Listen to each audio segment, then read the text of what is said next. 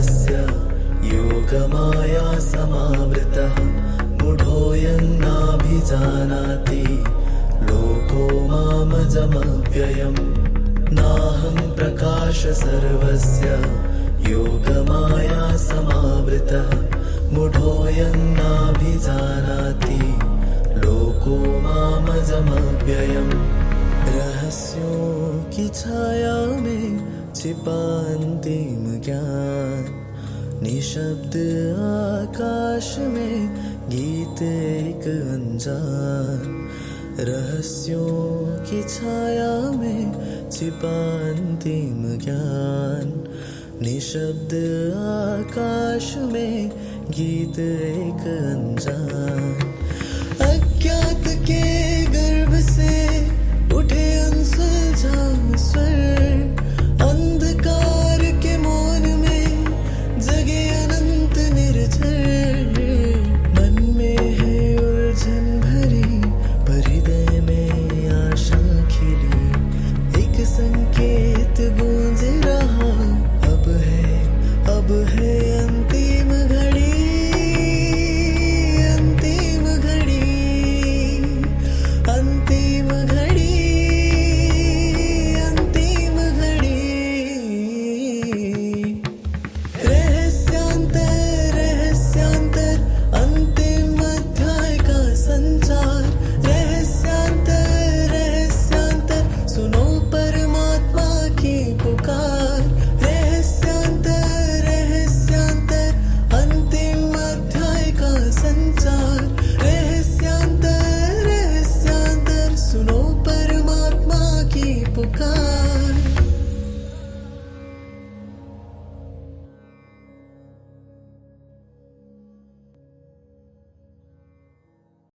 ओम शांति।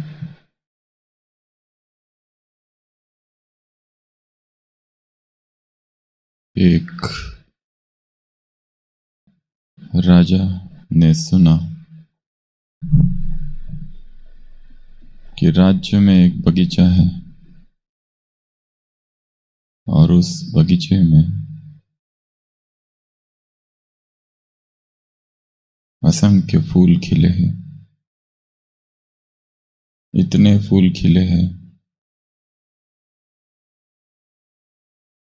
कि बगीचे का एक छोटा सा भी हिस्सा बिना फूल के नहीं है। पूरा बगीचा फूलों से लबालब भर गया है। सुंदर सुंदर फूल, रंग बिरंगी फूल, मॉर्निंग ग्लोरी नामक फूल चारों तरफ खिले हैं। ये सुनकर राजा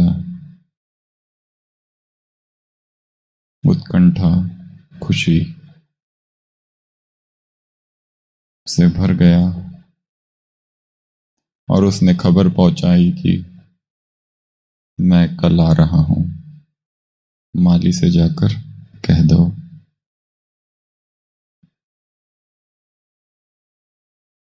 फूलों का वो बगीचा देखने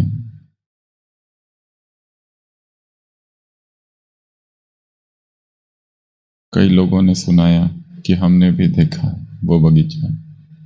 इतने फूल हमने अपने जीवन में कभी नहीं देखे एक ही जगह पर।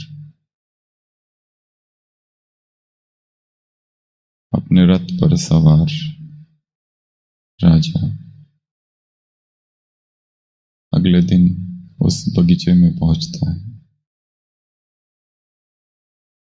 और देखता है वहां एक भी फूल नहीं। ध्यान से देखता है तो किसी कोने में केवल एक ही फूल है, केवल एक। इससे आश्चर्य होता है।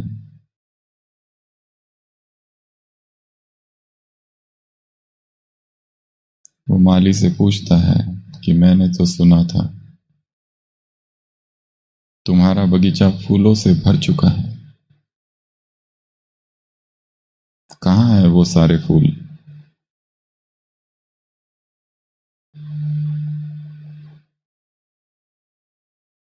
वो माली कहता है,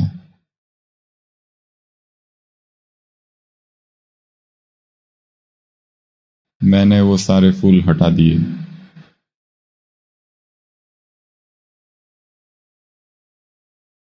अब बस ये एक है, आप इसको देखो, इसके समीप बैठो। इस एक में वो सारे समाये हुए हैं।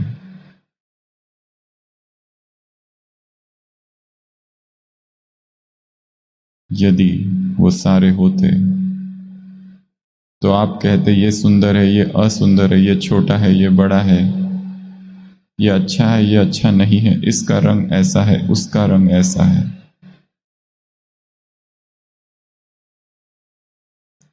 अब तुलना के लिए और कोई है ही नहीं। इस एक में वो सब समाये हुए हैं।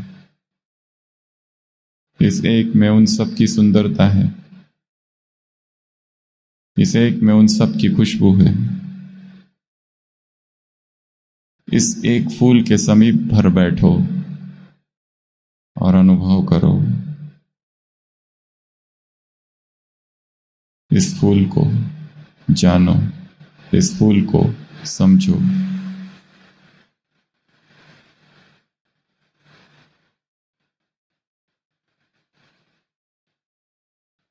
वो राजा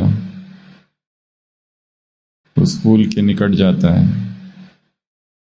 और कहता है, वाह कितना सुंदर फूल है। मैंने अपने जीवन में असंख्य फूल देखे, परंतु ऐसा सुंदर फूल नहीं देखा। वो माली अपने सिर पर हाथ पटकता है और कहता है, मेरी सारी मेहनत व्यर्थ हुई। मैंने उन सब फूलों को व्यर्थ ही हटा दिया,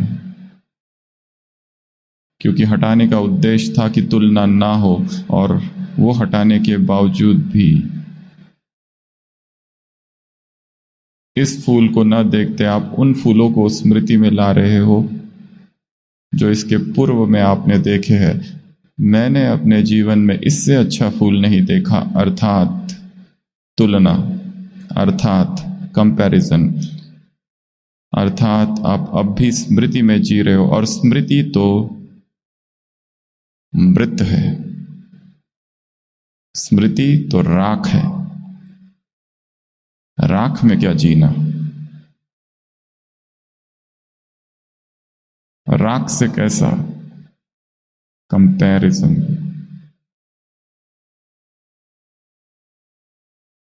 चित्त अभी भी अतीत में ही अटका हुआ है।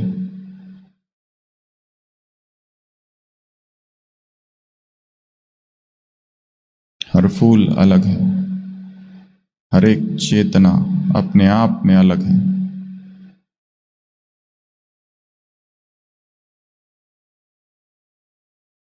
Every soul is unique. हर आत्मा अद्भुत है, अनोखी है, अपने आप में अनूठी है। केवल अनूठी ही नहीं, अपने आप में एक कलाकृति है। Not just unique but a masterpiece. जो एक का मार्ग है वो दूसरे का मार्ग कैसे हो सकता है? मेरा मार्ग है, तुम्हारा मार्ग तुम्हारा मार्ग है। इसलिए मेरे पीछे ना आना, मैं जो करता हूं वो ना करना। हर एक को अपना मार्ग खुद निर्धारित करना है।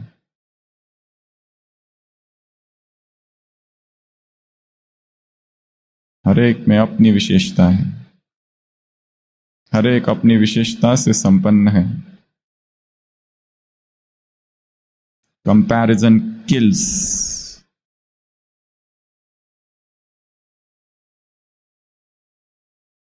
तुलना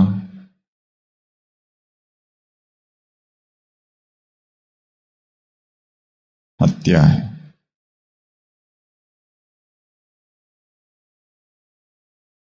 हर एक बच्चा यूनिक है। उसे अपनी प्रतिभा से बढ़ने दो, और आत्मा अपने आप में भिन्न है।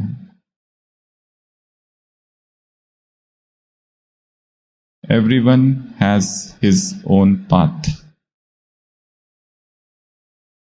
हर एक का अपना एक मार्ग है। इसलिए उस यूनिकनेस को पहचानना है, उसके साथ हस्तक्षेप नहीं करना है, इंटरफियर नहीं करना है उसकी यूनिकनेस के साथ। किसी में कुछ है तो किसी में कुछ है। तुम क्या खाते हो, तुम क्या पीते हो, पूछना भी मत।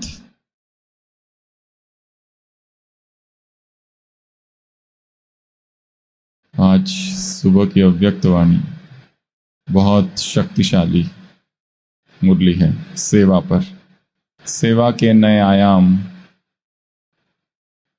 सेवा की नई परिभाषा, सेवा का वास्तविक अर्थ क्या है।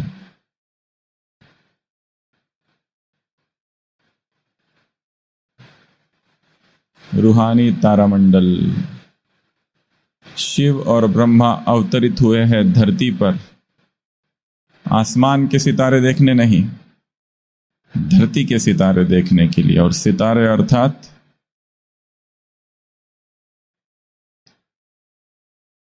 वो सितारे प्रकाश फैलाते हैं। ये सितारे प्रकाश फैलाते नहीं, ये स्वयं ही प्रकाश है।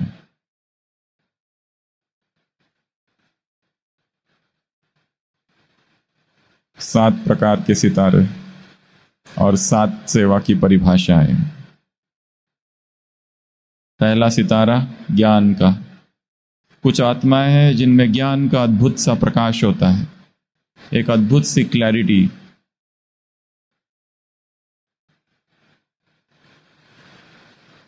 कुछ आत्माएं हैं जो योगी स्टार है, जिनमें योग का प्रकाश है,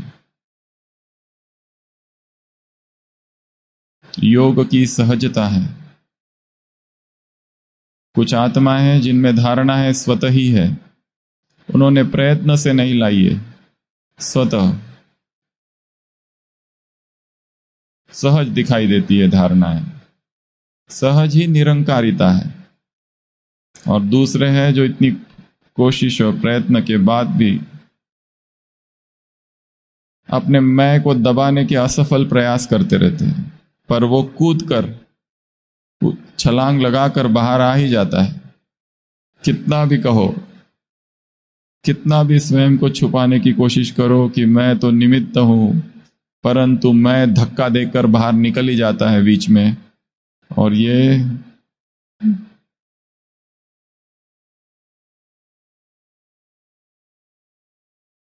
मैं का विज्ञापन छोड़ जाता है।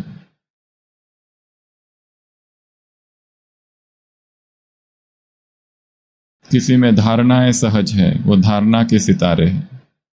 किसी में सेवा सहज है,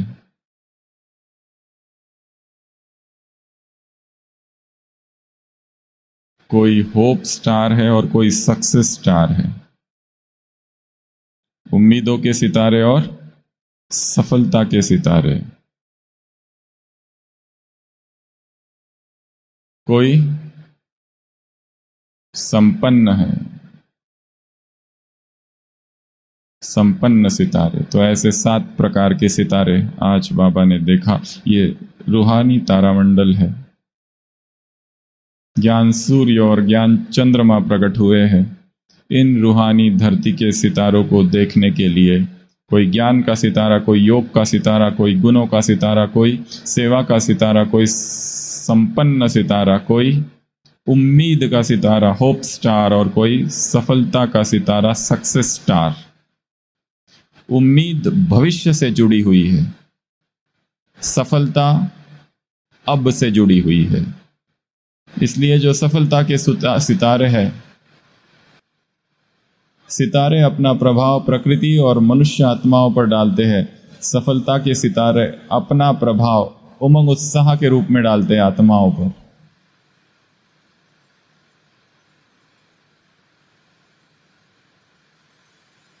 और जो उम्मीद के सितारे हैं, कभी मोहब्बत कभी मेहनत, ये प्रभाव डालते हैं।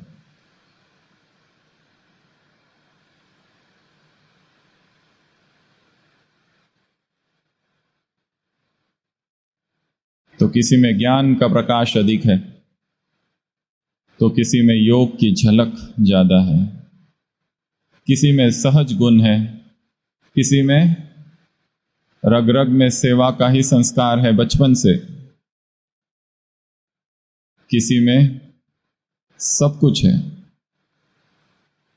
एक तरफ बुद्धि, दूसरी तरफ भावनाएं भी है, एक तरफ मनसा शक्तिशाली तो दूसरे तरफ शब्द भी शक्तिशाली, एक तरफ अथॉरिटी तो दूसरी तरफ निरंकारिता भी है, एक तरफ सफलता भी है। तो ऐसे 7 प्रकार के सितारे।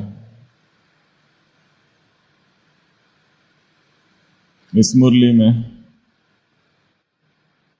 सेवा क्या है, इसके 7 परिभाषाएं दी हैं।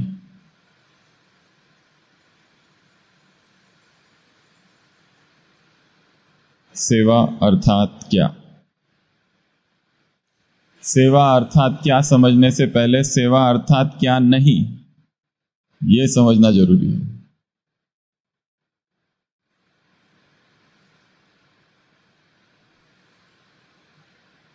सबसे पहला, सेवा प्रचार नहीं है। प्रचार अर्थात अहम की घोषणा। सेवा संगठित प्रचार प्रणाली नहीं है। सेवा विज्ञापन नहीं है। सेवा अर्थात जबरदस्ती नहीं। सेवा अर्थात आडंबर नहीं, ढोंग नहीं, डर नहीं, कर्तव्य पालन नहीं।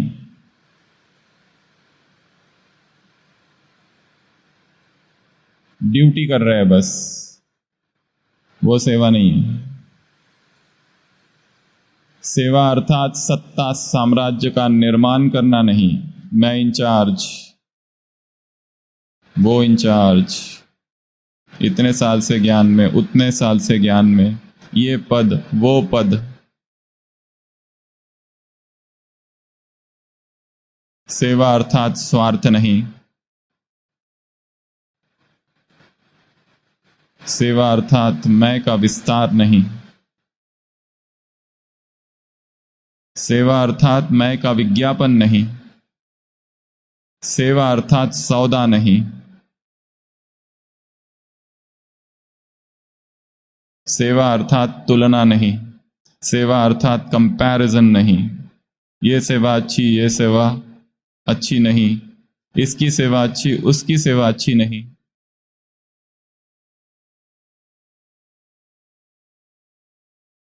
सेवा अर्थात जबरदस्ती नहीं। सेवा अर्थात मजबूरी नहीं।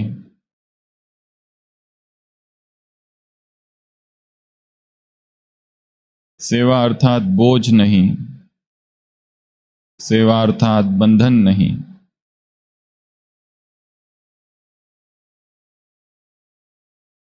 सेवा आत्मा से उपजा हुआ संगीत है।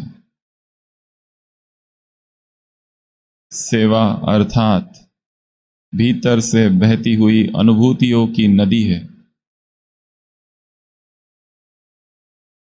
यदि वो नहीं है तो वो केवल दिखावा मात्र है, वो केवल ढोंग मात्र है, आडंबर मात्र है, काम चलाऊ सेवा है, ऊपर ऊपर की सेवा है।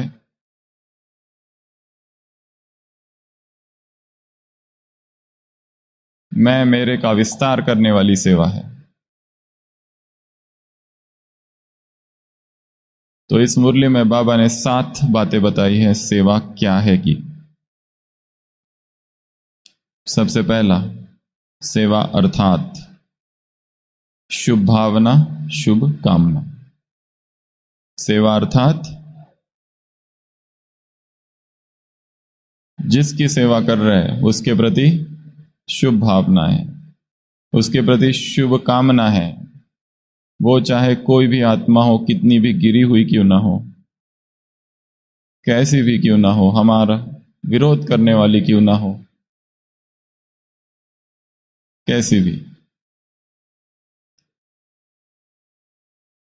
सेवा की पहली परिभाषा है शुभ भावना और शुभ कामना।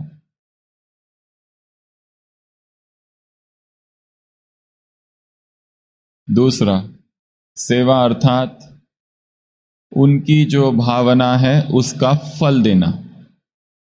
एक है हमारी भावना उनके प्रति, और दूसरी परिभाषा उनकी जो भावना है, उनकी भावना है कि वो हमसे खुशी चाहती है, उस खुशी की भावना का फल देना। वो हमसे शक्ति चाहती है, उस शक्ति की भावना का फल देना, उस प्राप्ति की भावना का फल देना, उस शांति की भावना का फल देना। तो जाके रही भावना, जिसकी जैसी भावना है उसको वही देना, यह है सेवा।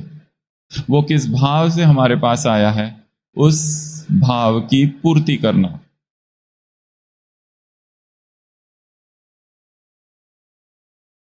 यह है सेवा की दूसरी परिभाषा।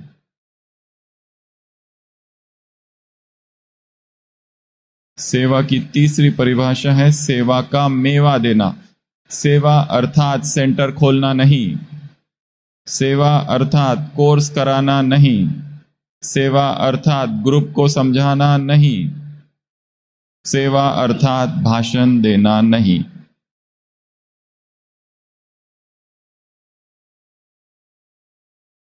सेवा अर्थात प्राप्ति का मेवा। सेवा अर्थात आत्मा को शक्तिशाली बनाना और उसका संबंध बाप से जोड़ना।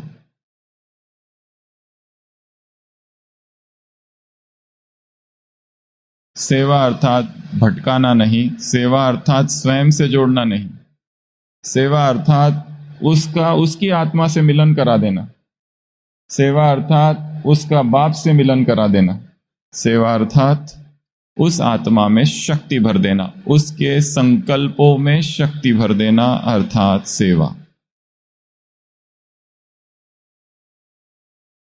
तो सेवा की तीसरी परिभाषा है मेवा। पहला भावना हमारी, दूसरा उनकी भावनाओं का फल देना, और तीसरा मेवा। चौथा, सेवा अर्थात त्याग और सेवा अर्थात तपस्या। त्याग अर्थात विनम्रता और तपस्या की ढेर सारी परिभाषा है इस मुरली में बाबा ने दी है। तपस्या अर्थात दृष्टि से सेवा, तपस्या अर्थात चेहरे से सेवा, तपस्या अर्थात लाइट हाउस बनकर की जाने वाली सेवा, तपस्या अर्थात दृढ़ निश्चय, तपस्या अर्थात नशा, तपस्या अर्थात दृढ़ संकल्प, तपस्या अर्थात दृढ़ स्थिति। इतनी सारी परिभाषाएं दी है तपस्या की।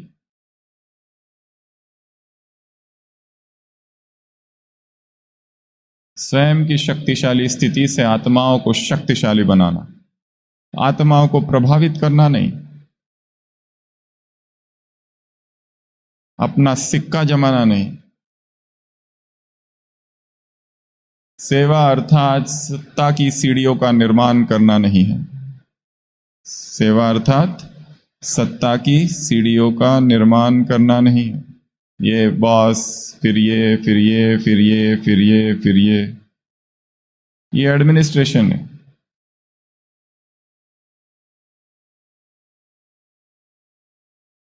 सेवा अर्थात त्याग,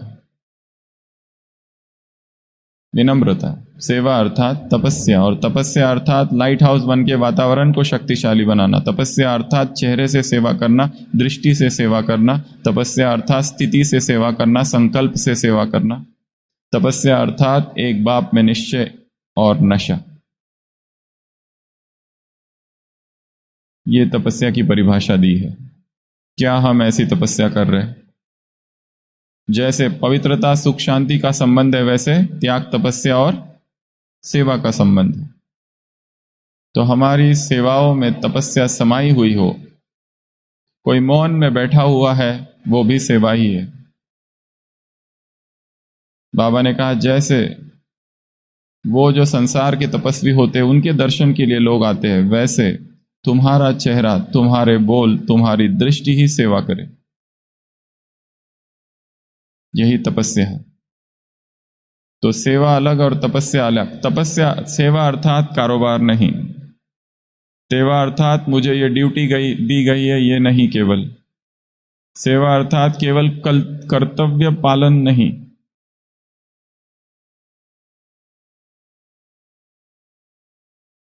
सेवा भाव है, एक भाव।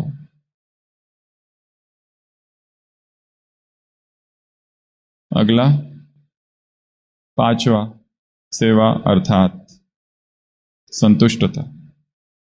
बाबा ने कहा जो सेवा तुम्हें डिस्टर्ब कर रही है वो सेवा है ही नहीं।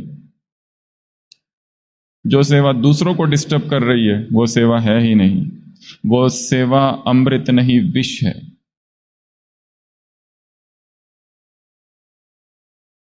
जिससे हम डिस्टर्ब हो रहे, सेवा करने जाओ और डिस्टर्बेंस चालू, सेवा करने जाओ और झगड़े चालू।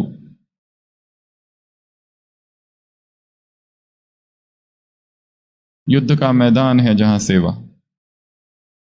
बाबा ने कहा ऐसी सेवा छोड़ दो, ये सेवा ही नहीं है। क्या करो, ये छोड़कर एकांत में जाओ, स्व पर चिंतन करो, टेंशन दो। जिसमें डिस्टरबेंस हो रहा है, अतृप्ति है, या तो बड़ों से अतृप्ति है, छोटों से अतृप्ति है, साथियों से अतृप्ति है, स्थान से अतृप्ति है, टाइमिंग से अतृप्ति है, सेवा के स्वभाव से अतृप्ति है कि ये सेवा अच्छी नहीं है, जो दूसरी सेवा करनी है। बहुत डिस्टरबेंस है जिसमें, ऐसी सेवा सेवा है ही नहीं। बाबा ने कहा इसको छोड़ दो, ऐसी सेवा को। एकांत में जाओ और सोचो मुझे क्या करना है।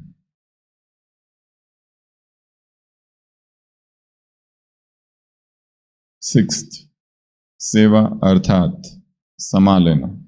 क्या समाना? अवगुण, कमजोरी, दूसरों के संस्कार। क्योंकि सेवाओं में टकराव होता है, द्वंद्व होता है। हम जो चाहते हैं कि दूसरा करे वो नहीं करेगा।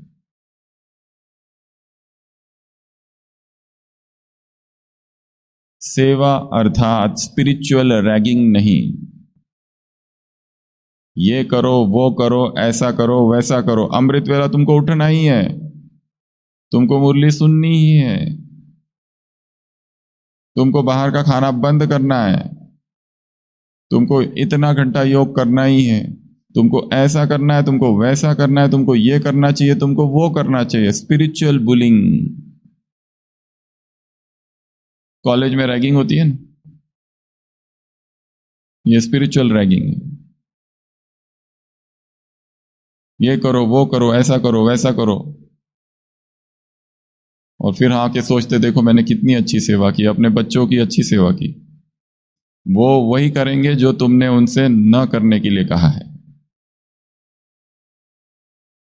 रादर वो अपने जीवन का लक्ष्य बनाएंगे, मुझे ये नहीं करना है क्योंकि इसने कहा है। ये करके दिखाएंगे। क्या? जो उसने कहा है वो नहीं करके दिखाएंगे। सेवा अर्थात हस्तक्षेप नहीं, सेवा अर्थात जबरदस्ती नहीं। ये सेवा है या और कुछ है? इसमें तो केवल मैं का ही पोषण हो रहा है।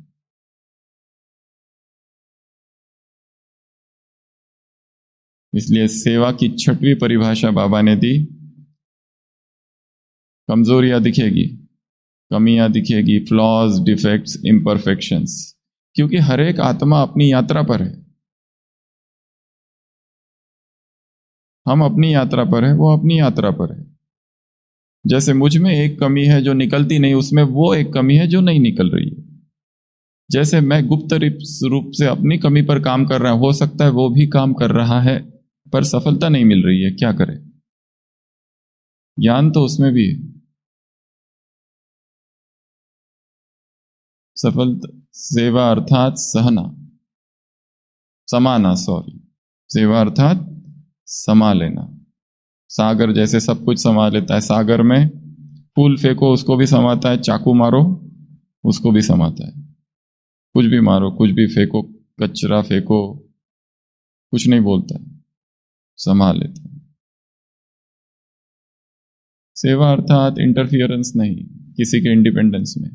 हाँ, हम गाइड कर सकते हैं, बता सकते हैं, परंतु साक्षी होकर, न्यूट्रल होकर करेंगी आत्मा वही जो उसे करना है। तुम कितना भी जबरदस्ती करो वो नहीं सुनेगी, उसको वही करना है। इसके पहले भी सुनाया था, Sigmund Freud, father of psycho analysis, अपनी पत्नी के साथ जाता है, छोटे बच्चे के साथ गार्डन में घूमते हैं सब तरफ, गेट बंद होने का समय हो जाता है, सिगमंड फ्राइड आ जाता है गेट पर, पत्नी भी आ जाती है, बच्चा है ही नहीं, बच्चा कहाँ चला गया, बच्चे को ढूंढते हैं यहां वहां, कहीं नहीं मिलता है। सिगमंड फ्राइड अपनी पत्नी से पूछता है, क्या तुमने उसे कहीं जाने से मना किया था? वो कहती हाँ, वो जो फव्वारा है ना वहां जाने से मना किया था। वो कहता है वहीं जाओ, वही होगा वो जाते हैं तो देखते हैं पानी में पैर डाल के ऐसे ऐसे कर रहा है। उसकी पत्नी पूछती है तुमको कैसे पता कि वो वहां होगा? चाइल्ड साइकोलॉजी, बच्चे वही करते हैं जो उनको कहा जाता है मत मत करो।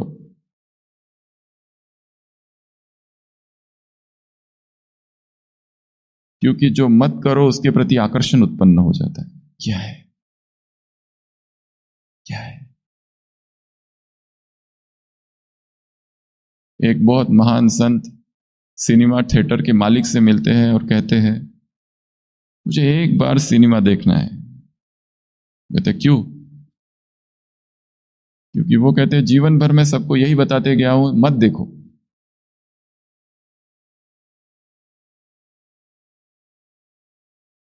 सुनते भी गया हूं, पर लोग फिर भी जाते रहते।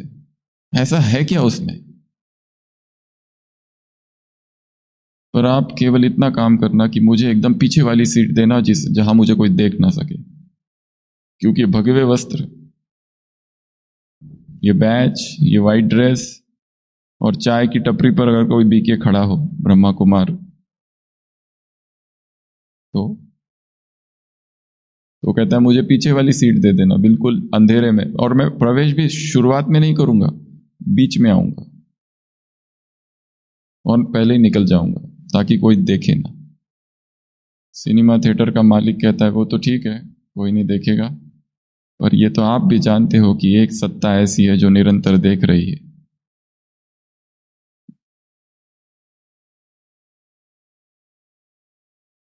इसीलिए चीजों को जबरदस्ती नहीं छोड़ना है। चीजें व्यर्थ हो जाए तो अपने आप ही छूट जाए। वो जैसे पतझड़, पत्तियां कैसे गिर जाती है अपने आप, झाड़ थोड़ी छोड़ता है उनको, वो सूख गई गिर गई। वैसे अतीत सूख गया और गिर गया और भूल गया, अब उससे कोई कनेक्शन ही नहीं है।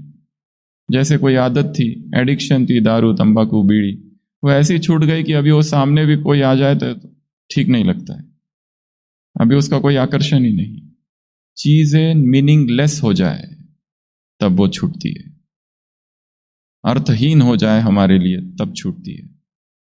तो यहां बाबा ने कहा सेवा अर्थात समा लेना, क्योंकि हर एक यूनिक है, हर एक मास्टरपीस है, हर एक की यात्रा अपनी है, हर एक के रोग अपने हैं, हर एक का प्रारब्ध अपना है, हर एक की बीमारियां अपनी है, हर एक का भाग्य अपना है, हर एक की यात्रा अपनी है, हर एक के संस्कार अपने हैं, हर एक का प्रारब्ध अपना है, हर एक की विशेषता अपनी है, सब कुछ अलग है। कोई कंपैरिजन का सवाल ही नहीं है इसमें। कंपेयर करेंगे तो दुखी हो जाएंगे। हर एक के कर्म भोग अलग अलग है, किसी को कुछ, किसी को कुछ, किसी को कुछ, किसी को कुछ।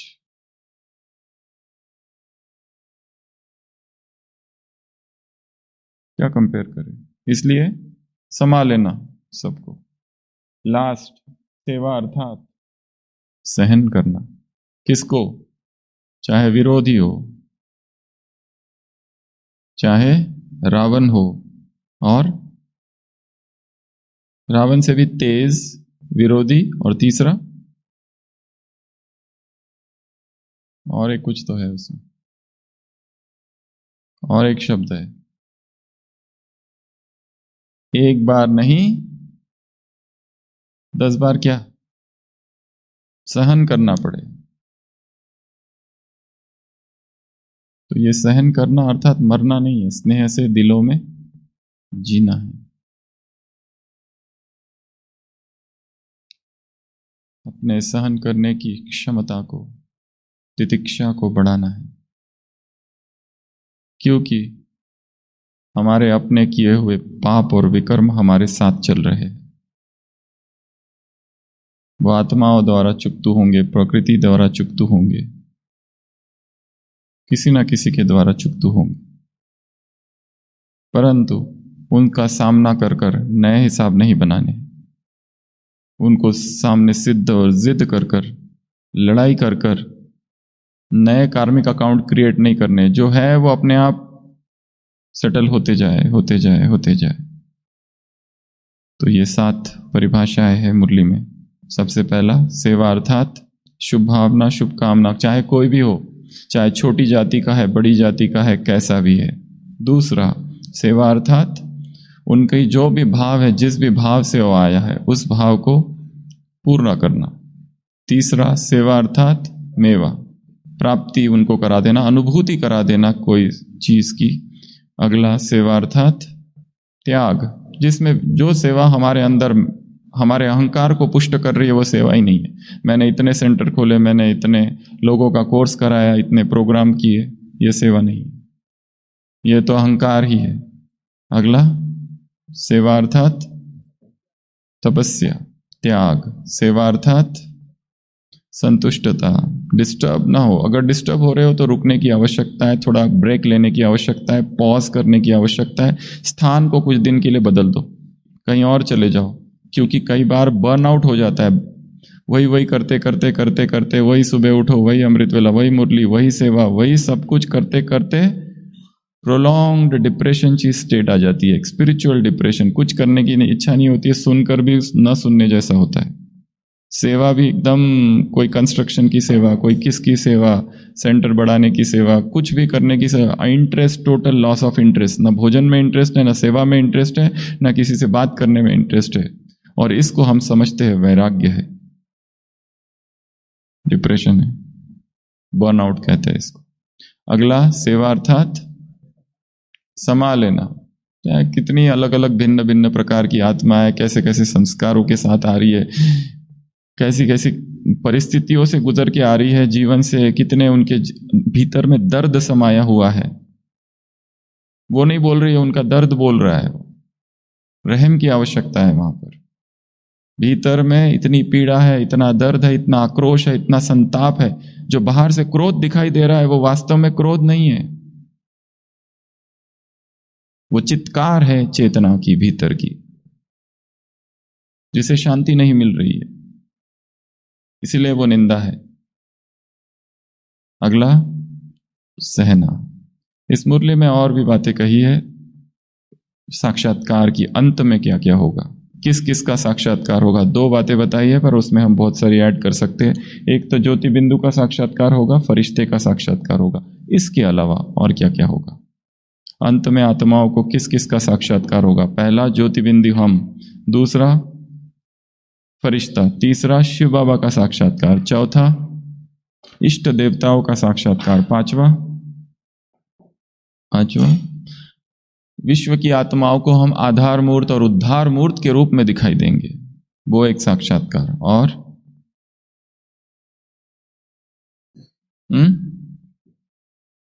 अपने ही हर आत्मा को अपने जीवन का साक्षात्कार होगा। 1 सेकंड में सब कुछ देख लेंगे, क्या पाप किए क्या पुण्य के। जैसे मरते समय व्यक्ति 1 सेकंड में सब दिखाई देता है उसको। दशरथ की कहानी है ना, मरते समय तब तक याद नहीं आया, पर मरते समय याद आया कि हाँ एक शाप था, तुम तड़प तड़प के मरोगे। जैसे हमारा पुत्र श्रवण तड़प तड़प के मरा, वैसे तुम भी पुत्र वियोग में मरोगे। जो पाप हमने किए, जो विकर्म किए, जिसको धोखा दिया है, जिसकी निंदा की है, जिसका अपमान किया है, वो सारे पाप भूत जमगढ़ के रूप में एकदम एक क्षण 100 वर्ष के समान होगा। क्या कहते हैं मुरली में, यमदूत जमघट, वो एकदम चिपकेंगे। इसलिए रोज एक अभ्यास करना है, जो हमसे पाप हो रहे, विकर्म हो रहे, आत्माओं से माफी मांग लेना है, संसार की सभी आत्माओं से, क्योंकि हमें पता नहीं हमने क्या क्या किया, हमें कुछ भी पता नहीं। हम केवल इस जन्म को जानते, इस जन्म का भी बहुत कम जानते हैं, और जो जानते हैं वो भी याद में कहाँ है। हम तो अपनी सेवाओं के नशे में है कि हमने बहुत सेवा की, हमने बहुत अच्छे भाषण दिए, कितने लोगों को प्रभावित किया, कितना लोग आके कहते बहुत अच्छा बहुत अच्छा बहुत अच्छा। ये बहुत अच्छा बहुत अच्छा बहुत बड़ा भ्रम है। हाँ, और जो दुखी हो रहे और घायल हो रहे और जिनको चोट लग रही है उनका क्या, और जिनके अहंकार को आहत हो रहा है उनका क्या, उनकी जो असुविधा हो रही है उसका क्या, उनसे भी माफी मांगनी पड़ेगी। तो एक तो साक्षात्कार की बात, एक उसकी बात, और आज का होमवर्क, क्योंकि 2 मुरलियां हैं। सबसे पहले तो सेवा क्या है, सेवा को बीच में रखना और उसके एरोज बनाना इधर उधर, इसको कहते हैं माइंड मैपिंग। सेवा की परिभाषा क्या है, एक। दूसरा, 7 स्टार, 7 स्टार इस मुरली में गिना है, ये 7 स्टार्स का चित्र निकालना। और तीसरा, हाँ ये बहुत अच्छी सेवा है, आज का होमवर्क, किसी एक स्थान पर जाकर बैठ जाओ और बिना बोले सेवा करनी है, चुपचाप। आत्माएं आ रही है, जा रही है, इधर घूम रही है, उधर घूम रही है, केवल उनके प्रति शुभ भावनाएं या उन्हें शक्ति दो कि आत्मा का कनेक्शन बाबा से जुड़ जाए, इस आत्मा में शक्ति भर जाए, सहनशीलता भर जाए। मन से संकल्प करना है, कहां जाके, भीड़ भाड़ में जाके 15 मिनट, आधा घंटा या 1 घंटा चुपचाप जाके बैठ जाओ सड़क के किनारे। आत्माएं आ रही है, जा रही है, और उनकी हम सेवा कर रहे हैं, बस अनस्पोकन, नॉन वर्बल कम्युनिकेशन, मुख से कुछ नहीं बोलना है, केवल मन से। तो ये तीसरा कार्य। और आज का दूसरा कार्य दूसरी मुरली से, आज एक दूसरी मुरली भी है 9 तारीख की, 11 तारीख की, ये 9 की थी, दूसरी 11। तो 11 के ग्रुप में हम ये 10 टॉपिक्स देंगे। इन 10 टॉपिक पर केवल 1 लाइन लिखनी है। पहला टॉपिक मुरली की ऊर्जा, मुरली की ऊर्जा। ये सारी मुरलियां पहले रिवाइज हो चुकी है। मुरली की ऊर्जा पर केवल 1 लाइन लिखनी है। अब ये वो 1 लाइन कैसी हो, बहुत छोटी सी, जैसे मुरली की सिर्फ वाणी नहीं है, वह आत्मा की बैटरी चार्जिंग है, बस ये हो गई 1 लाइन। उसी तरह दूसरा टॉपिक है नजरों की तपस्या, उस पर केवल 1 छोटी सी लाइन लिखनी है, कोई भी चिंतन करके। तीसरा टॉपिक है संकल्पों की फसल, परिश्तेपन की फुहार, स्मृति की कलम, नयनों से सेवा, आत्मा की 3rd आई, दृष्टि से वरदान, मौन मुस्कान का विज्ञान, तकदीर की हस्ताक्षर शक्ति। तो ये 10 टॉपिक हैं। इन 10 टॉपिक पर क्या करना है, इनको पढ़ना है, जैसे दृष्टि में वरदान, और इस पर 1 ही लाइन लिखनी है। अब किसी लेखक को यदि फिल्म डायरेक्टर आए और कहे कि आपको 50,000 रुपए देने वाले हैं ये 1 लाइन लिखने के लिए, तो कैसे लिखेगा वो, ऐसे ही लिख देगा? To write a single living line you have to sweat. यदि 1 लाइन लिखनी है, पर कैसी हो वो, जीवंत लाइन, जीवंत लिखना है, तो उसके लिए पसीना बहाना पड़ेगा।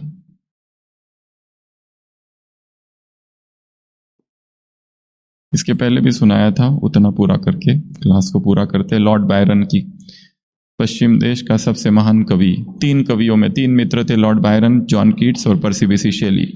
एक की मृत्यु 24 साल की उम्र में हो गई, एक की 26 में, एक की 29 में। पर ये तीनों जो कवि है, ये इंग्लिश लिटरेचर का आधार स्तंभ है। पूरा MA literature, English literature in 3 कवियों की कविता उसमें रहती है। इतनी कम उम्र में तीनों ने शरीर छोड़ दिया, और तीनों मित्र थे, और तीनों ही क्रांतिकारी थे।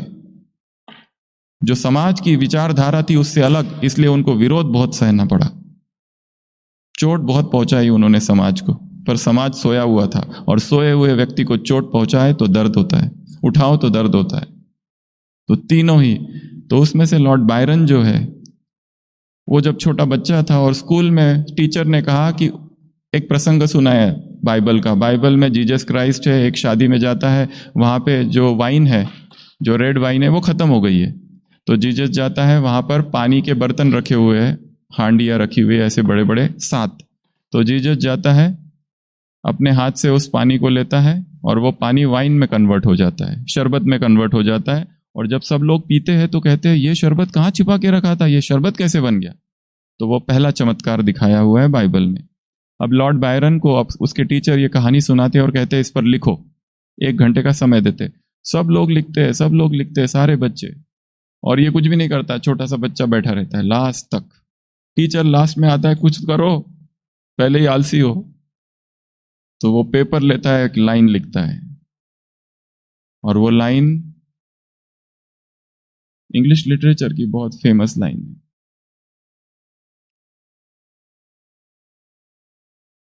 She looked at her master and she blessed and she shied.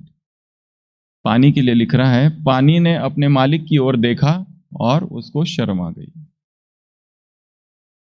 She looked at her master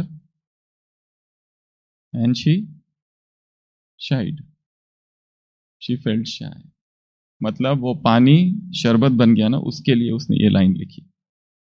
क्योंकि पानी का मालिक कौन है? वो प्रकृतिपति परमात्मा। तो यहां वो जीसस क्राइस्ट है। उसने अपने मालिक की ओर देखा, वो शर्मा गई। तो लिविंग लाइन लिखना है, ऐसी वैसी लाइन नहीं, लिविंग लाइन। तो ये 10 टॉपिक है, 10 टॉपिक पर एक ही शक्तिशाली लाइन। और एक शक्तिशाली लाइन लिखने के लिए पहले बहुत कुछ लिखना पड़ेगा और उसमें से फिर छांटना होगा, ये ठीक नहीं, ये ठीक नहीं, फिर ये ठीक है। ये भी किया जा सके, ये प्रैक्टिस भी है, ये प्रैक्टिस भी है और प्रतिभा का निखार भी है। ओम शांति।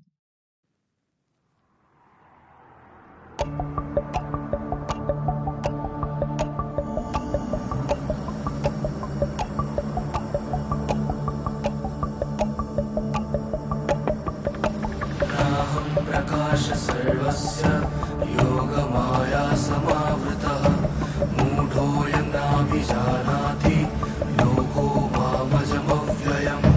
रहस्यान्तर अन्तिमध्याय का संचार।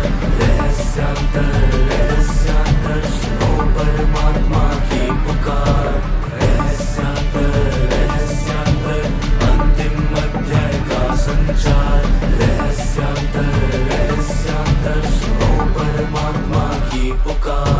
रहस्यों की छाया में छिपा अंतिम ज्ञान। निशब्द आकाश में गीत एक अनजान।